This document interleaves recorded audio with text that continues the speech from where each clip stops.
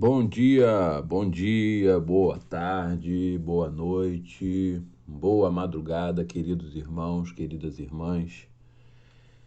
Muito bom estarmos aqui novamente para podermos, mais uma vez, nessa oportunidade que o Senhor nos dá, podermos estar estudando a sua palavra.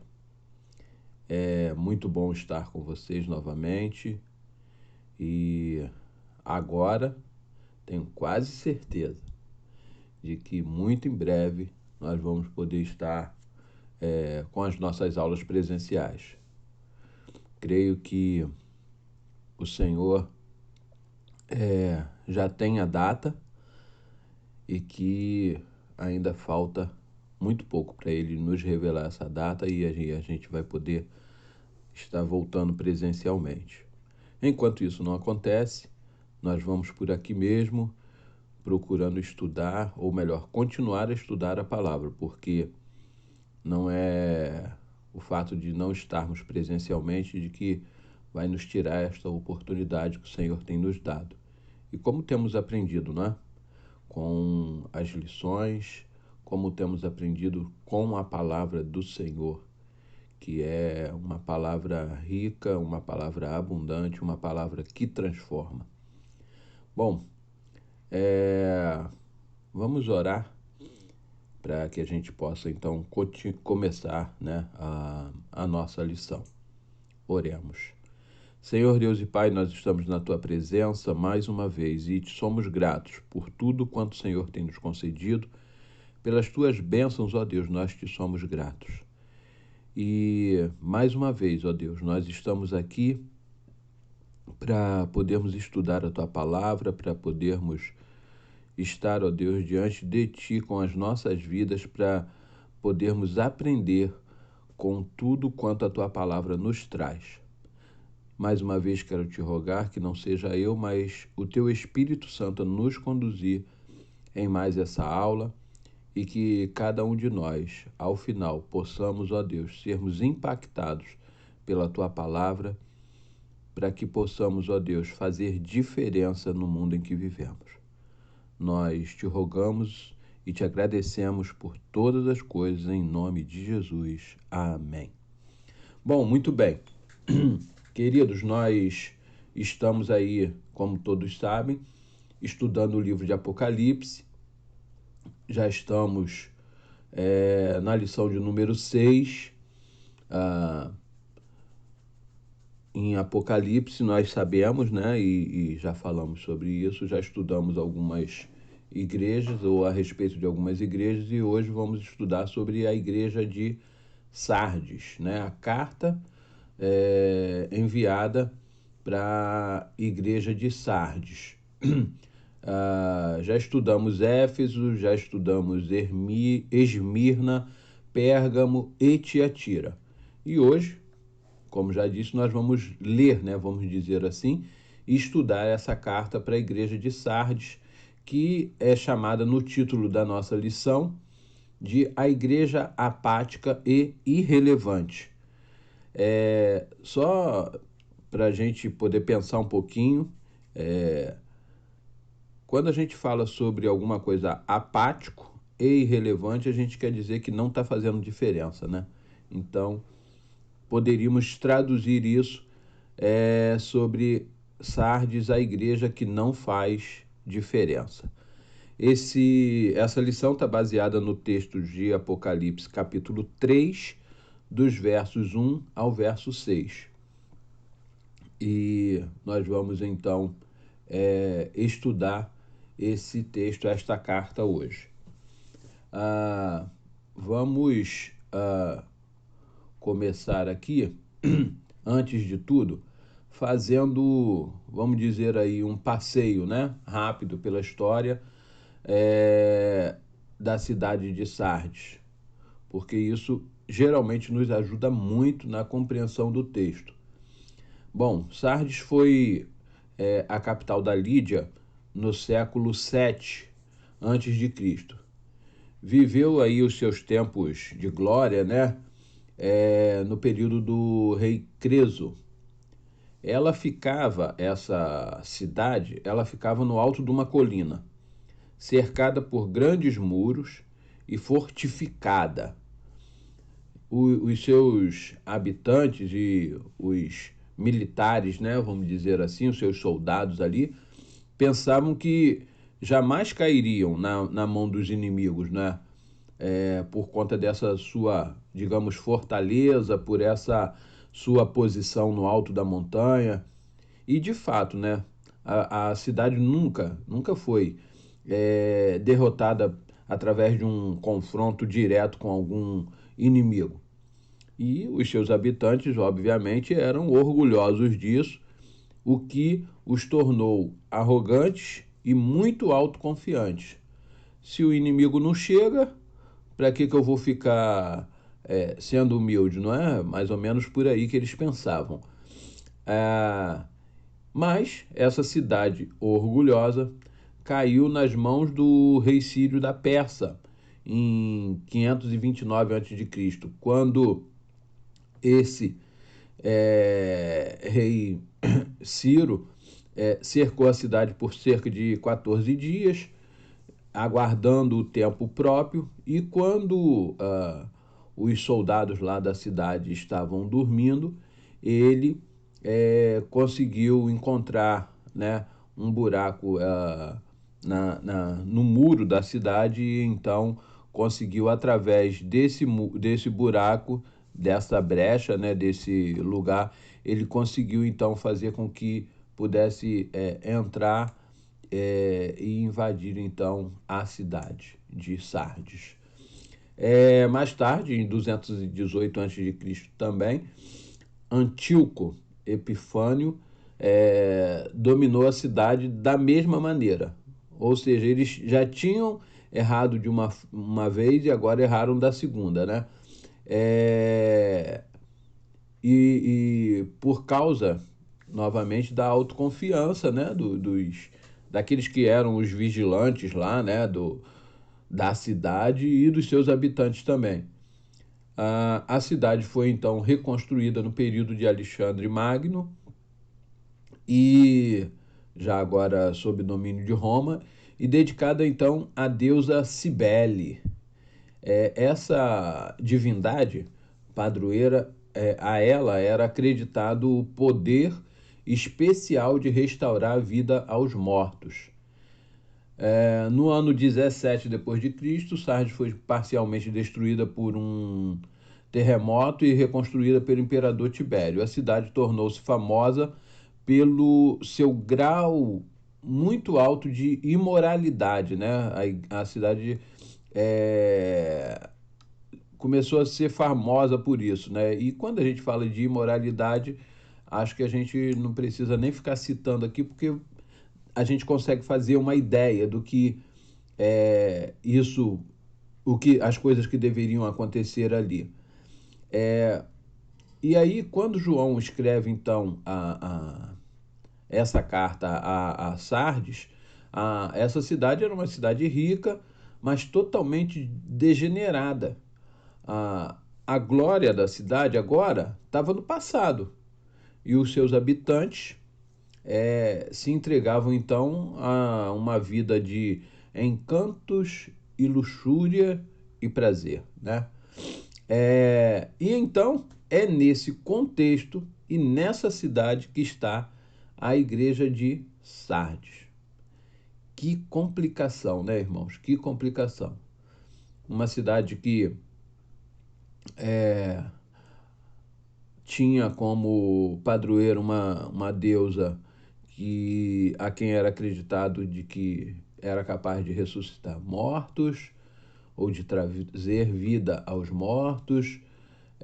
Uma cidade que, embora ficasse numa posição muito boa geograficamente, e tivesse toda essa proteção, essa fortaleza, esse muro, era uma cidade de certa forma vulnerável, porque deixava brechas, né? Deixou buracos, deixou espaço para penetração do inimigo. Uma cidade onde, se entregou à luxúria, ao prazer, né? E também a questão da imoralidade. E é esse, então, o contexto aonde é plantada esta igreja, né? Esta igreja. Ah, e aí a gente pode dizer que em todas as sete cartas existe é, a expressão conheço, né? Conheço as obras, conheço a tribulação, conheço o lugar, conheço. Isso o Senhor dizendo, né? O Senhor dizendo. E o Senhor conhece, sim, a sua igreja e ele sabe de todas as coisas. Então, por isso, em todas as igrejas, as que nós já estudamos até aqui, nós vamos encontrar sempre essa expressão, né? Conheço as tuas obras. Ó, igreja, eu conheço a tua tribulação, eu conheço o lugar. E isso o Senhor mostra para nós e para eles, justamente para mostrar que nada está oculto aos olhos do Senhor. O Senhor também conhece cada cidade, cada contexto, cada situação vivida. Logo, ele vai falar de maneira especial e particular a cada uma delas. Para cada uma dessas igrejas, existe uma palavra, um alerta, uma esperança, né? As cartas, elas sempre são endereçadas ao anjo da igreja, ou seja, ao líder, ao pastor. Mas no final, sempre no último versículo, ele diz: quem tem ouvidos, ouça, se referindo, na verdade, a todos os que terão acesso àquela carta, né, àquela palavra. Então, isso quer dizer de que serve para a gente também. Não adianta, poxa, mas isso foi para a igreja tal. Essa mensagem foi para aquela igreja. Não, essa mensagem é para nós hoje, porque a palavra do Senhor é viva e ela é atual. Então, esses estudos, eles também vão trazer para nós também essas informações muito importantes. Eu queria poder ler aqui com vocês, então, o texto de uma forma, vamos dizer aí, completa, né? E depois, então, a gente vai começar, ou melhor, continuar falando a respeito do que a gente vai encontrar aqui no estudo da carta à Igreja de Sardes. Lembrando aí a você de que nessas cartas, o Senhor ele vai falar de coisas que têm relação geralmente com a história, com a posição daquela cidade, tudo tem a ver. Então, a primeira coisa que eu queria dizer para você aqui é que o meio em que nós estamos inseridos, ele fala muito a respeito de nós, né? Ele fala muito a respeito de nós. Então, a história, às vezes, da nossa família, às vezes a história do local onde a gente mora, influencia, né, muito a nossa vida. E é claro que na maior parte das vezes influencia positivamente, mas às vezes também a gente vê algumas pessoas sendo influenciadas negativamente. E o Senhor, então, ele está nos alertando já de início, justamente dessa forma. Olha, não se preocupe com isso. Você pode e você deve escrever a sua história, e a sua história pode ser uma história diferente do meio onde você vive. Presta bastante atenção nisso, porque a gente vai ver isso acontecer nesta igreja. Mas vamos lá, vamos ler o texto até o 6, só para facilitar para a gente. Diz assim: ao anjo da igreja em Sardes escreva: estas coisas diz aquele que tem os 7 Espíritos de Deus e as 7 estrelas. Conheço as obras que você realiza, que você tem fama de estar vivo, mas está morto. Fique vigiando e fortaleça o restante que estava para morrer. porque verifiquei que as obras que você realiza não são íntegras na presença do meu Deus. Lembre-se, pois, do que você recebeu e ouviu. Guarde-o e arrependa-se. Se você não vigiar, virei como ladrão, e você de modo nenhum saberá em que hora virei contra você. Mas você tem aí em Sardes umas poucas pessoas que não contaminaram as suas vestes. Elas andarão comigo vestidas de branco, pois são dignas.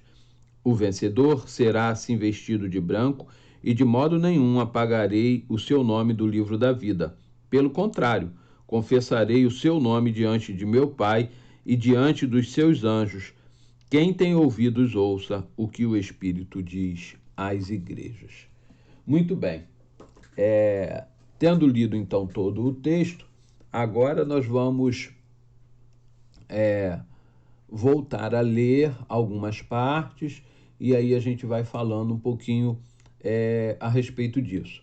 O texto então vai começar dizendo o seguinte: ao anjo da igreja em Sardes escreva, estas coisas diz aquele que tem os 7 Espíritos de Deus e as 7 estrelas.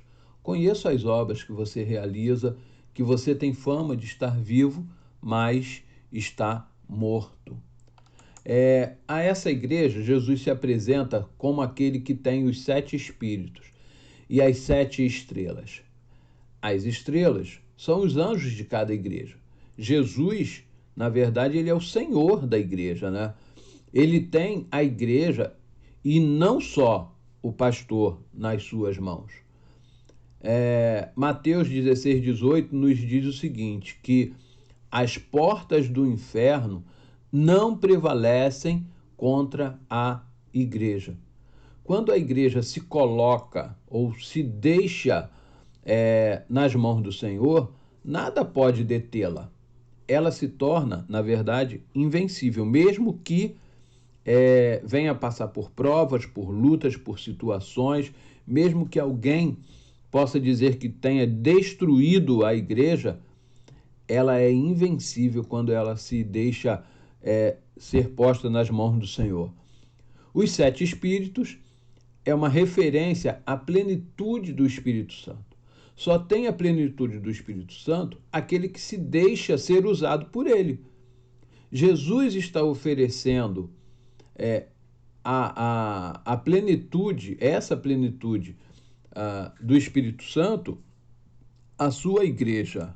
Não estamos falando necessariamente de Sardes, mas Jesus está oferecendo a plenitude do Espírito Santo àquele que se deixa ser usado por ele, né? Aquela igreja que se coloca nas mãos dele. Tem um texto que eu gosto demais e vai nos falar um pouquinho sobre isso também. Ezequiel 37, de 1 a 5, nos diz o seguinte: veio sobre mim a mão do Senhor, e ele me fez sair no espírito do Senhor e me pôs no meio de um vale que estava cheio de ossos, e me fez passar em volta deles. E eis que eram muito numerosos sobre a face do vale, e eis que estavam sequíssimos. E me disse: Filho do homem, porventura viverão esses ossos? E eu disse: Senhor Deus, tu o sabes. Então me disse: profetiza sobre estes ossos e dize-lhes: ossos secos, ouvi a palavra do Senhor. Assim diz o Senhor Deus a estes ossos: eis que farei entrar em vós o espírito e vivereis. Esse texto vai nos falar exatamente na prática, né, o que é essa questão da plenitude do espírito. Ezequiel está diante de um vale de ossos secos, onde não existe vida, onde não existe nada. E aí o Senhor pergunta a ele: filho do homem, porventura viverão esses ossos? E ele diz ao Senhor: Senhor Deus, tu sabes. Ou seja, o Senhor tem o controle de tudo. E o Senhor pode sim, se quiser, se for da tua vontade, o Senhor pode trazer vida a esses ossos que estão aqui. Então, a plenitude do Espírito Santo está, não é, não seria bem esse o termo, mas eu vou usar esse termo para facilitar para a gente. Está à nossa disposição. Nós precisamos buscar, nós precisamos querer, nós precisamos nos colocar, como já falei, nas mãos do Senhor, para que o Senhor possa, então, fazer isso. Então, o Senhor Jesus, ele está no início dessa carta, assim como ele faz nas outras cartas também, se apresentando, e dessa vez ele se apresenta, então, como esse que tem as 7 estrelas, que são os pastores nas suas mãos, não só os pastores, mas a igreja em si, e que também possui os 7 espíritos como a plenitude do Espírito Santo de Deus. Bom, através, então, como já falei, da ação do Espírito Santo, né, Ezequiel vê isso e ele vê um exército grande, né, a surgir ali. Bom, voltando aqui agora para a cidade de Sardes, como falei, aquela cidade ela cultuava uma deusa que diziam que podia trazer vida aos mortos. Mas não só, mas só o Senhor, na verdade, com o seu poder pode fazer isso. A igreja precisava ser ressuscitada. Ela tinha fama de viva, mas na verdade o Senhor está afirmando que ela está morta. Mas ela está morta por quê? E aí eu quero trazer aqui uma figuração para a gente poder colocar isso de uma maneira mais simples, né, na nossa vida. Quando você vê uma planta, por exemplo, e as irmãs devem gostar muito de planta aí, né? Quando você vê uma planta que as suas folhas estão caindo facilmente, ela começa a aparentar nos seus galhos que estão secos, quebradiços, não dá mais flores, não dá mais frutos, você diz que aquela planta está morta, não é? Você diz que aquela planta está morta. Mesmo parecendo que está viva, porque ela está ali, está em pezinha, os seus galhos estão ali direitinho, mas parece, tem fama de viva, mas na verdade está morta. E é isso que Jesus está dizendo para aquela igreja. Aquela igreja não dava frutos, aquela igreja não incomodava, a gente vai ver isso mais na frente, aquela igreja estava apática, né? Era uma igreja, como diz o título da nossa lição, apática e irrelevante. Não fazia diferença, não fazia diferença. Por isso, podia estar ali naquele lugar, poderia ter um templo muito bonito e tudo mais, porém, não fazia diferença. Parecia viva, mas na verdade estava morta. Verso de número 2. Fique vigiando e fortaleça o restante que estava para morrer, porque verifiquei que as obras que você realiza não são íntegras na presença do meu Deus.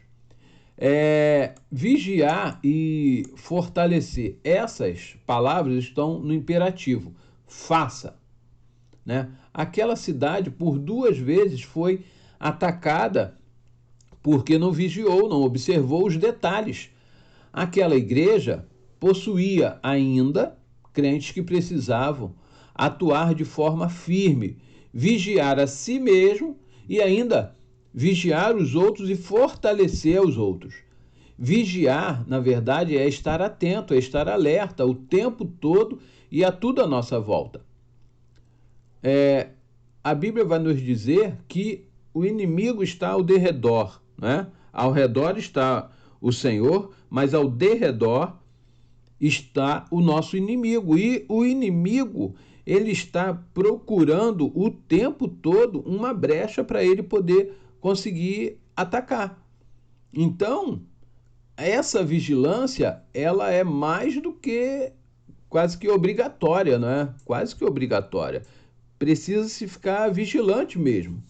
Bom, aquela igreja tinha irmãos que estavam numa espécie de CTI espiritual e que precisavam, na verdade, de vitamina, né, de uma vitamina espiritual para se fortalecerem.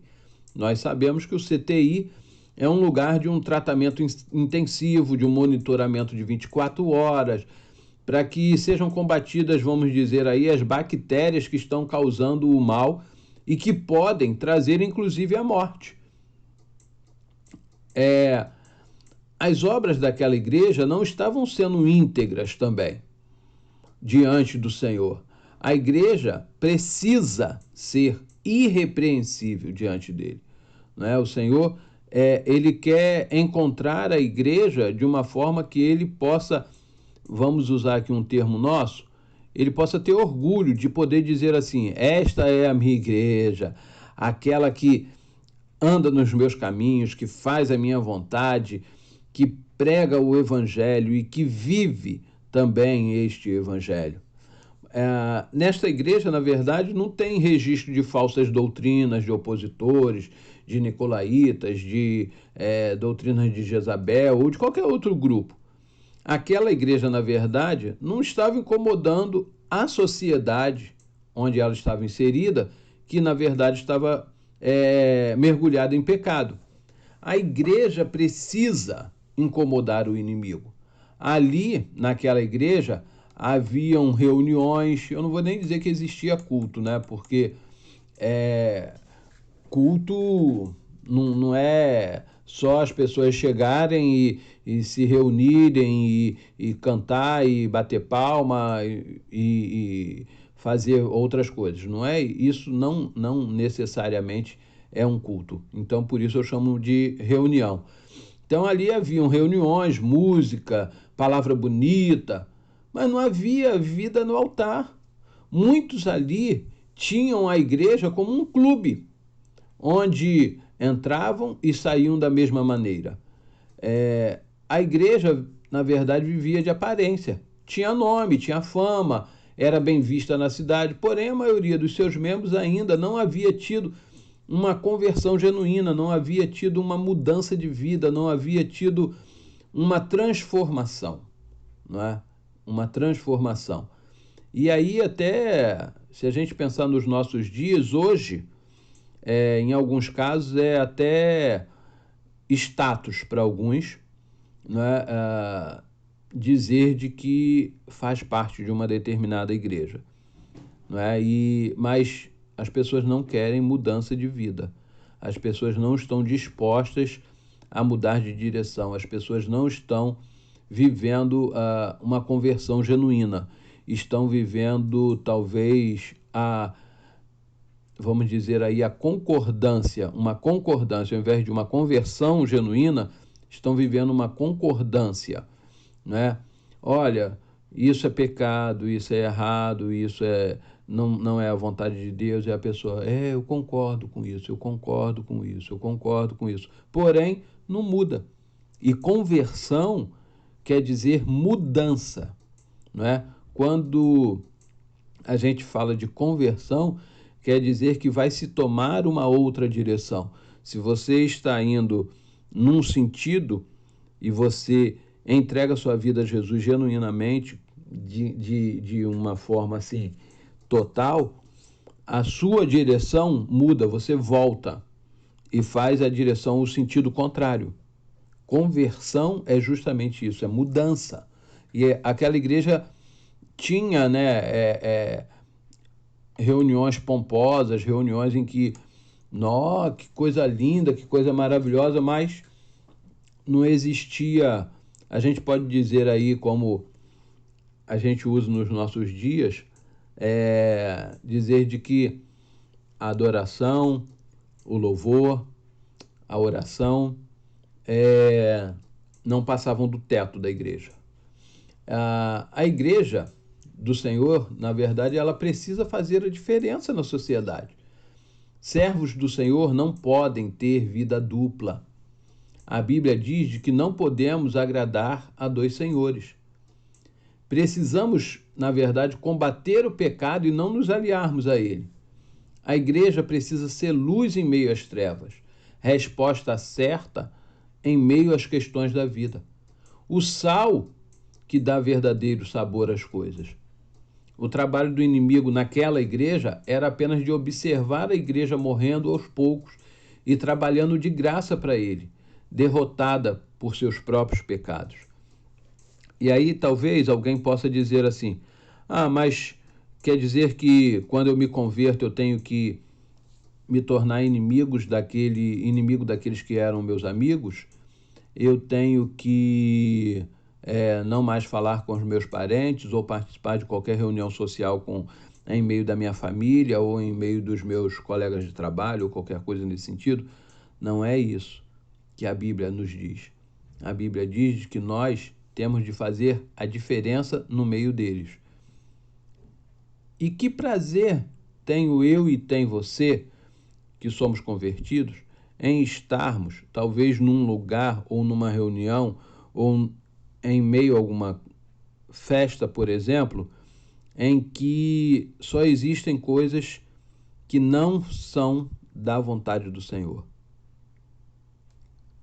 Não existe prazer, ou não deve existir prazer para nós estarmos num lugar desse.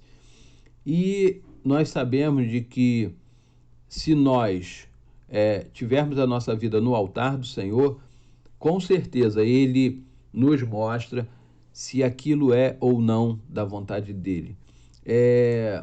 Há uns anos atrás foi lançado um livro que o título era Nos Seus Passos, o que faria Jesus? E aí naquele livro ali davam diversas situações em que você deveria se perguntar, Jesus faria isso se ele estivesse aqui no meu lugar? E aí, digamos que a gente vai sair para fazer qualquer coisa na rua. Então, o Espírito Santo do Senhor está conosco, porque o próprio Jesus nos disse isso, que ele enviaria o seu Espírito Santo para estar conosco. Então, vamos dizer que se a gente pudesse ver o Espírito Santo aqui do nosso lado, como se fosse um segurança, né, nos acompanhando. E aí eu olho para um lado, eu olho para o outro, vou entrar aqui nesse lugar. Será que o Espírito Santo entraria junto com você? Ou será que ele diria, aí não, aí eu não vou não. Você entra, mas eu não vou entrar aí não. Fazer alguma coisa, deixa eu ver aqui, não tem ninguém vendo, eu vou fazer essa coisa aqui. Será que o Espírito Santo de Deus, que estando com você, iria fazer a mesma coisa? Aquela igreja estava acontecendo isso. Lembra que a gente falou que a cidade havia sido mergulhada lá numa questão de se tornando uma cidade que estava mergulhada no pecado, nessa questão aí de imoralidade? Então, alguns membros daquela igreja, né, estavam vivendo isso também. Viviam na imoralidade, mas chegavam no dia do culto, vou lá para a igreja porque, né, não sei o quê. E isso, na verdade, não é isso que tem que acontecer. E aí, por isso, o Senhor, já lá no início, ele fala, eu conheço, eu sei. Então, nem adianta você querer fingir, fazer de conta, porque eu conheço. Bom, vamos lá. Verso de número 3. Lembre-se, pois, do que você recebeu e ouviu, guarde-o e arrependa-se. Se você não vigiar, virei como ladrão e você de modo nenhum saberá em que horas virei contra você. Com certeza, a igreja foi bem instruída e recebeu ensinamentos a respeito de Cristo e da conduta cristã. Mas estes ensinamentos, né, haviam sido esquecidos pela maioria dos irmãos. Agora, eles precisavam lembrar e guardar esses mandamentos. A palavra do Senhor deve ser alimento diário para o crente. É preciso que nós possamos nos alimentar todos os dias e exercitar a mente e o coração todos os dias quanto às coisas espirituais. Quando nós fazemos isso de forma irregular, ou seja, de vez em quando, podemos esquecer o que aprendemos. Além de lembrar, eles precisavam guardar o que haviam recebido. Guardar, na verdade, é reter e quando necessário, pôr em prática, seguir o que se aprendeu, o que se ouviu. Romanos 12, 2 nos diz o seguinte: e não vos conformeis a este mundo, mas transformai-vos pela renovação do vosso entendimento, para que experimenteis qual seja a boa, perfeita e agradável vontade de Deus.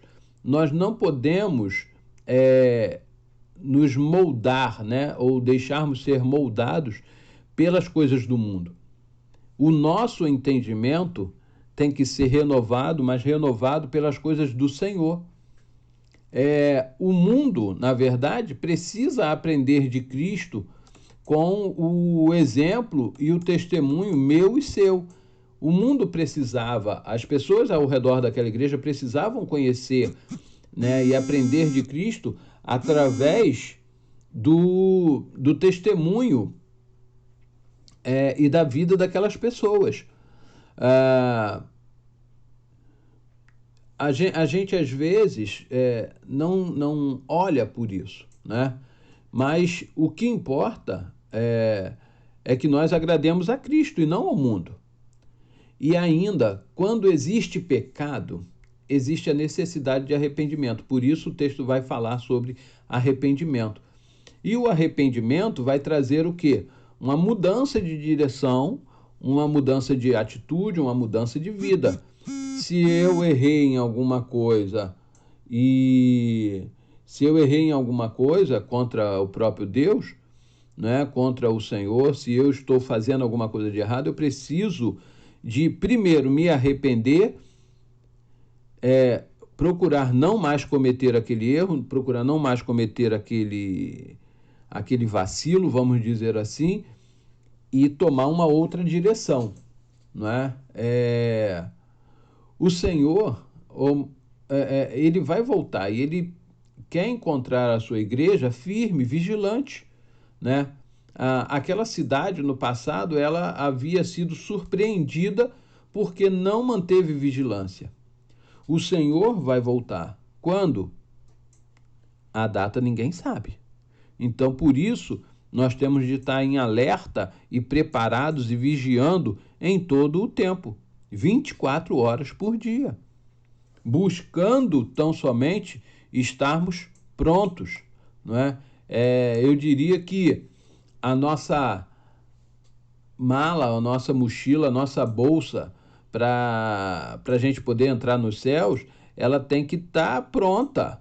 O nosso passaporte ele tem que estar carimbado e em dia, né? Quando o Senhor voltar, não vai ter aquele negócio, Senhor, peraí, deixa eu só ir ali pegar não sei o quê, deixa eu ir fazer isso. Não, é agora. Vamos, tô indo. E sair. Então, para isso, né, como a gente não sabe a hora e o dia que o Senhor vai voltar, precisamos de estar pronto em todo o tempo. Só abrindo um parênteses aqui, a gente não vai levar nada daqui para o céu, não. É só para a gente poder entender melhor, tá, gente? Mas vamos lá. Verso de número 4, vamos continuar? Mas você tem aí em Sardes umas poucas pessoas que não contaminaram as suas vestes. Eles andarão comigo vestidos de branco, pois são dignos. Na verdade, naquela igreja, nem todo o corpo estava doente. Existem, né, naquela igreja, aqueles que não se contaminaram. Estes estão com as suas vestes limpas, né? O pecado contamina as pessoas, mas existe recompensa para quem busca andar nos caminhos do Senhor. Estes andarão com ele. Que privilégio, que honra, que alegria vai ser poder andar com o Senhor, sem ter do que se envergonhar. As vestes brancas aqui trazem a ideia real de pureza. Isso é o que todo o cristão deve buscar. Todo cristão deve buscar isso. Vamos ver aqui mais um texto rapidinho, gente, que a palavra de Deus, ela se completa, né? Ela nos fala de uma forma assim, muito direta sobre muitas coisas.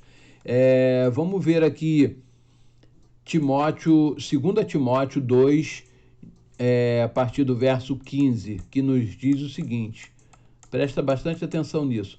Procura apresentar-te a Deus como obreiro, procura apresentar-te a Deus aprovado, como obreiro que não tem de que se envergonhar, que maneja bem a palavra da verdade, mas evita os falatórios profanos, porque produzirão maior impiedade. E a palavra desses roerá como gangrena, entre os quais são Himeneu e Fileto, os quais se desviaram da verdade, dizendo que a ressurreição era já feita e perverteram a fé de alguns. Todavia, o fundamento de Deus fica firme, tendo este selo: o Senhor conhece os que são seus, e qualquer que profere o nome de Cristo aparta-se da iniquidade. Ora, numa grande casa, não somente há vasos de ouro e de prata, mas também de pau e de barro, uns para a honra, outros, porém, para a desonra. De sorte que, se alguém se purificar dessas coisas, será vaso para a honra, santificado e idôneo para o uso do Senhor e preparado para toda boa obra. Foge também das paixões da mocidade e segue a justiça, a fé, o amor e a paz com os que com um coração puro invocam o Senhor, e rejeita as questões loucas e sem instrução, sabendo que produzem contenda. Bem lá no início diz o quê? Procura apresentar-te a Deus como obreiro aprovado, de que não tem do que se envergonhar. Nós precisamos nos apresentar diante dele sem termos nenhum tipo de vergonha, sem termos, como fez Adão, não é? Quando procurado pelo Senhor no jardim do Éden, após ter comido do fruto que não deveriam de ter comido. Adão, onde está você?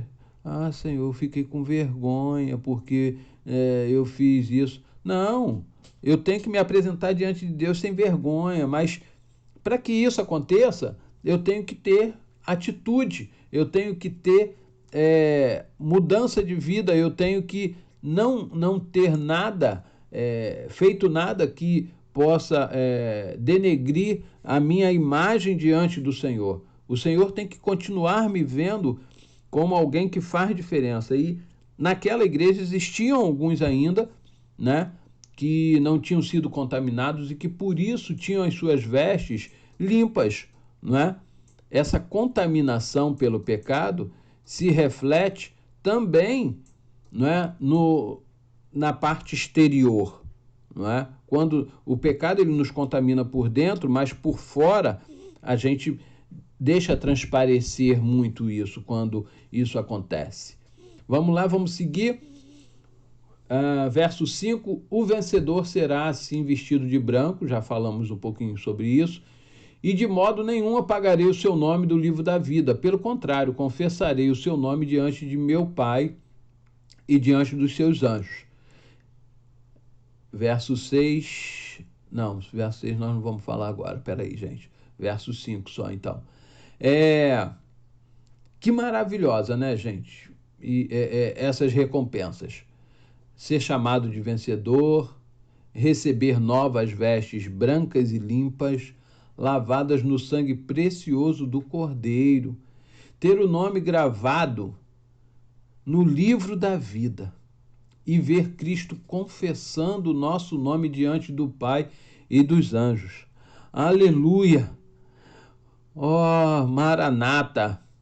Vem, Senhor Jesus, volta logo, não é? Para que isso aconteça, para que essas coisas possam acontecer e a gente possa morar em definitivo no céu.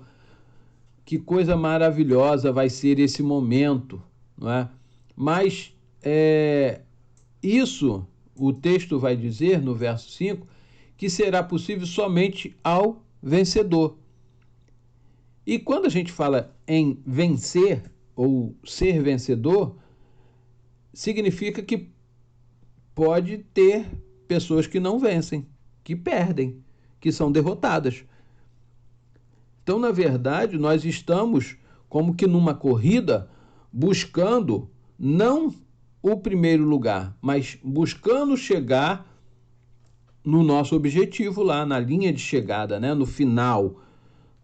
Nós estamos nessa grande corrida, mas para sermos vencedores, temos que vencer os obstáculos, as barreiras, os problemas, e isso vão acontecer todos os dias. E mesmo assim, quando nós chegarmos lá na linha final, vamos ter ainda a nossa avaliação. Por isso, o que a gente tem que estar na nossa bagagem, na nossa história de vida, são fazer, ou melhor, é fazer a vontade do Senhor e buscar fazer a sua vontade e seguir aquilo que a palavra dele nos diz, né? Para que a gente possa, então, como diz o texto, sermos chamados de vencedores, recebermos novas vestes, brancas e limpas, não é? Termos o nosso nome gravado no livro da vida e termos Cristo confessando o nosso nome diante do Pai e diante dos anjos. Que coisa maravilhosa. E aí, terminando aqui o texto, verso de número 6, mais uma vez, o Senhor vai então dizer, não é, através de João, o seguinte: quem tem ouvidos, ouça o que o Espírito diz às igrejas. Percebeu já que nas outras igrejas também sempre tem isso?